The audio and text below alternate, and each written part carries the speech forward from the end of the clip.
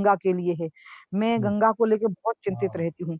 हाँ, इसलिए मैंने चुनाव नहीं लड़ा, क्योंकि मैं चाहती थी 2016 में गंगा को बचाए रखने के लिए जितनी स्कीम बनाई जा सकती थी मैंने बना दी थी।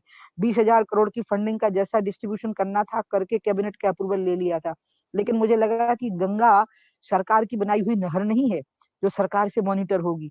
इसमें तो प्रतिदिन 20 लाख लोग स्नान करते हैं, एवरेज है ये।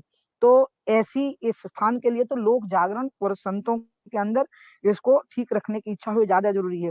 दूसरी, गंगा की अविरलता बहुत जरूरी है। ये समझाना मुझे बहुत मुश्किल हो गया। यहाँ 72 पावर प्रोजेक्ट प्रस्तावित थे उत्तराखंड में, और ये मुझे समझाना बहुत मुश्किल हो गया।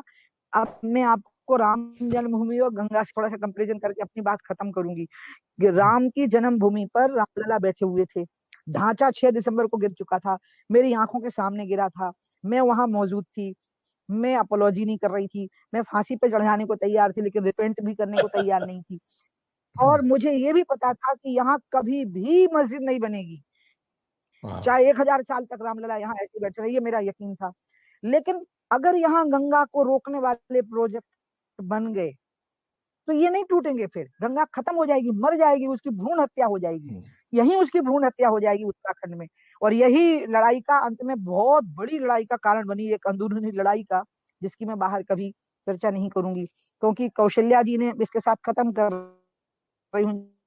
जब सीता जी को आशीर्वाद दिया था डॉक्टर स्वामी, तो कहा था उन्होंने, अचल रहे अहिबात तुम्हारा, जब लग गंग जमन जलधारा।